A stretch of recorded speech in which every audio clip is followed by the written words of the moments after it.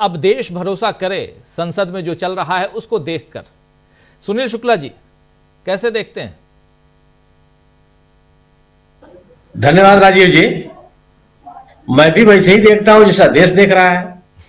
जी। दोनों सदनों के चेयरमैन जैसा दिखा रहे हैं। अगर वो विपक्ष को संरक्षण देते हुए दिख रहे हैं, मैं भी देख सकता हूं। नहीं दिख रहे हैं, देश को नहीं दिख रहा है, तो मैं भी उनके साथ खड़ा हूं। लोकसभा के स्पीकर और राज्यसभा के सभापति, इन दोनों जो पद है, इनसे हमेशा विपक्ष को संरक्षण देने की बात की जाती है। ये कहा जाता है कि सरकार को नहीं, आप विपक्ष को संरक्षण दें। सरकार तो इसी ताकतवर है, लेकिन ये दोनों सदनों में जो पिछले लगातार दिखाई पड़ रहा है, उससे विपक्ष की तो बात ही नहीं सुनी जा रही है। अगर विशेष चर्चा के लिए विपक्ष के द्वारा दिए गए नोटिसों का आज तक हम अब आप जब ये चर्चा कर रहे हैं, सम्मानित धनखड़ साहब ने किसी भी नोटिस को स्वीकार नहीं किया। आप मणिपुर पर चर्चा नहीं करेंगे, या बेरोजगारी पर चर्चा नहीं करेंगे, आप हिंसा पर चर्चा नहीं करेंगे, कोई भी विषय आ जाए, आप उस विषय में जो विपक्ष की नोटिस है उसको आप इस लायक नहीं समझते। और यह सम्मानित धनखड़ जी के ही कार्यकाल में हुआ है। आप पिछले रिकॉर्ड उठा कर देखिए, हर सभापति ने अपने अपने कार्यकाल में 3, 4, 5, 7 167 के तहत अनुमति दी है चर्चा के लिए। धनखड़ साहब किसी को स्वीकार नहीं करते। विपक्ष के नेता, एक बात कही जाती है कि विपक्ष का नेता जब खड़ा हो जाए बोलने के लिए, तो सरकार के लोगों को बैठना है और यहां तक कि सभापति को उनको बोलने की अनुमति देनी। आप वो भी नहीं सुनते। आप विपक्ष के नेता की बात सुनने के लिए तैयार नहीं है। तो जो परंपरा है, जो सदन को संचालित करने के नियम कानून है, उस किसी चीज को आप मानने के लिए तैयार नहीं है। इस नोटिस का कितना असर पड़ेगा, आज उनका बयान भी है, जो अगर आज तत्काल बयान अगर आप सुन लेंगे तो आप अंदाज लगा लीजिए। उन्होंने कहा कि कुछ लोग देश को तोड़ना चाहते हैं। उन्होंने भी कहा कि कुछ लोग संसदीय संस्थाओं का अपमान करना चाहते हैं। ये कुछ लोग कौन है, ये भी उनको बता देना चाहिए। क्या उपराष्ट्रपति का पद आलोचना से परे है? अगर आप आलोचना से ऊपर उठना चाहते हैं तो निश्चित रूप से आपकी जिम्मेदारी बनती है कि आप विवादों से दूर रहें। ऐसी कोई चीज न कर। आप किरण रिजिजू साहब का आप बयान सुना रहे हैं, बहुत उत्तेजित अवस्था में बोल रहे हैं, वो भी रस में। ये कह रहे हैं कि किसान का बेटा, अरे कृष्णकांत जी किसान के बेटा नहीं थे क्या? बीडी जत्ती साहब किसान के बेटा नहीं थे?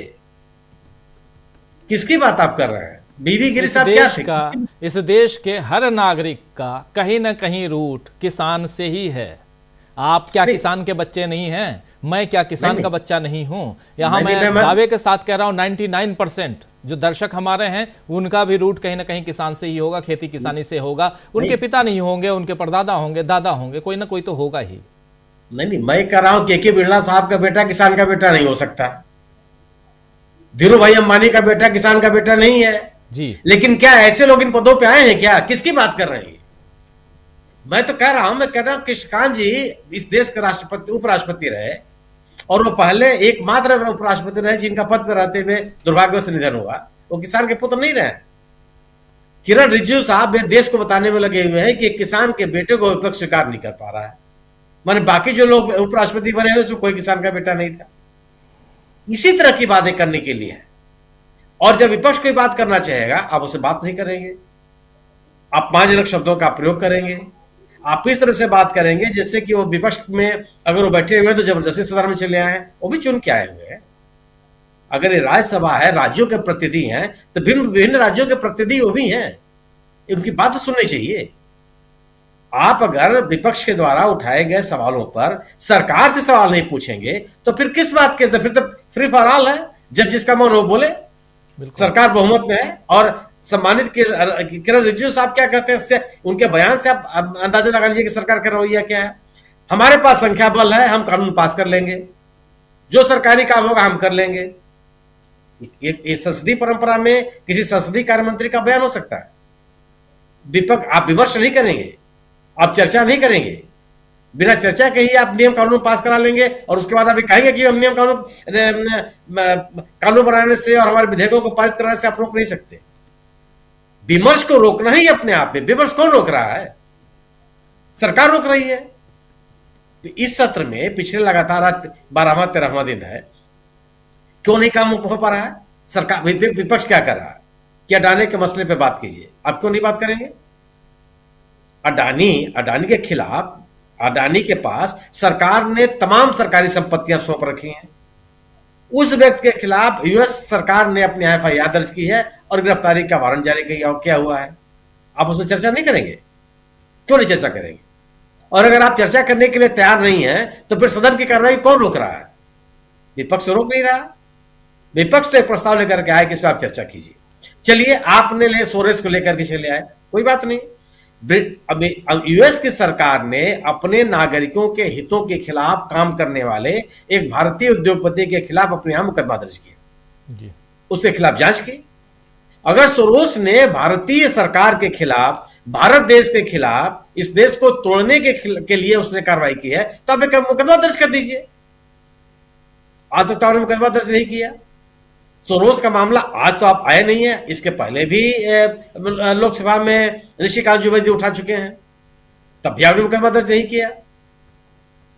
और आप अगर ये बात करते हैं, सोरोस के तमाम उनके फाउंडेशंस संयुक्त राष्ट्र संघ की विभिन्न संस्थाओं को पैसा देती है और उन संस्थाओं को भारत सरकार ही पैसा देती है, उन्हीं संस्थाओं को जी। अगर सोरोस किसी ऐसी संस्था से जुड़े हुए हैं तो उस संस्था से भारत सरकार क्यों जुड़ी हुई है? उसने आज तक अपने आप को अलग क्यों नहीं कर लिया पिछले 11 वर्षों में? नहीं, आप कोई सरकार बयान देने के लिए होती है, विपक्ष बयान देने के लिए होता है, क्योंकि विपक्ष के पास बयान देने और बहस करने के अलावा कोई दूसरा तरीका नहीं है। सरकार तो कार्रवाई करने के लिए है। यूएस की सरकार बयान तो दे नहीं रही है। वहां के प्रवक्ता ने, जो रोज शाम को व्हाइट हाउस का प्रवक्ता मीडिया से बात करता है, उसने तो कोई बयान दिया नहीं जी। वहां की सरकार ने कार्रवाई की, और कार्रवाई कब की? 2 साल की जांच, 2 साल तक जांच किया, उसके बाद मुकदमा दर्ज किया, इनको सम्मन जारी कर दिया, अपने पास तमाम अभिलेख इकट्ठे किए। आप भी कोई अभिलेख दे दीजिए। लेकिन आप अगर कोई बात कहना चाहते हैं तो बात कहने मात्र से बात काम नहीं चलने वाला। और अगर आप इस बिना पर संसद को नहीं चलने देंगे, विपक्ष के खिलाफ एक तरह का हिकारत का रवैया रखेंगे, तो निश्चित रूप से इस तरह का प्रस्ताव आएगा।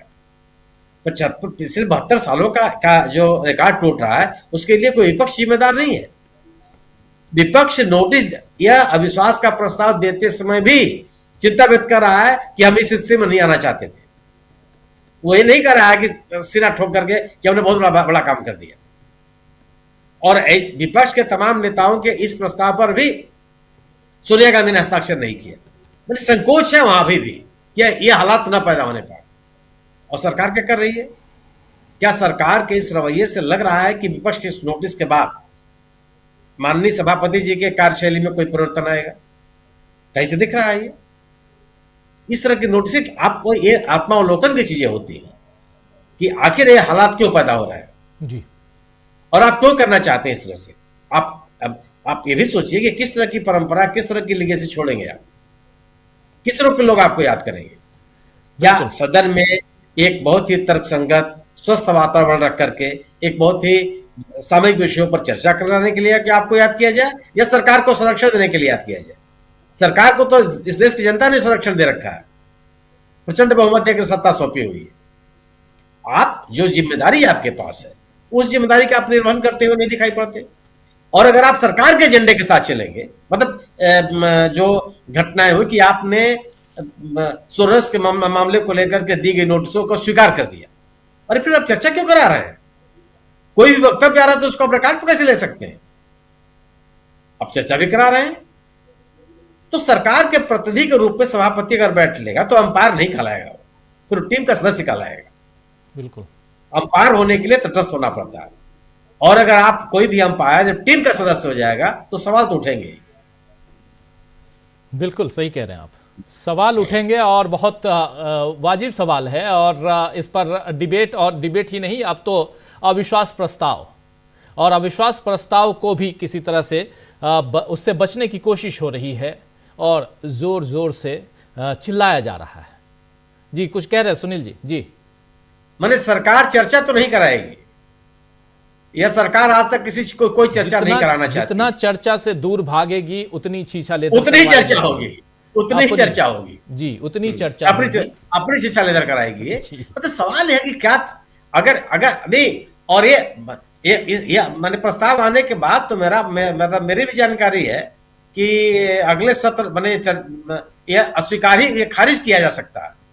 लेकिन अगर सदन में बना रहेगा तो अगले बैठक में भी ये विषय विमर्श में आ सकता है।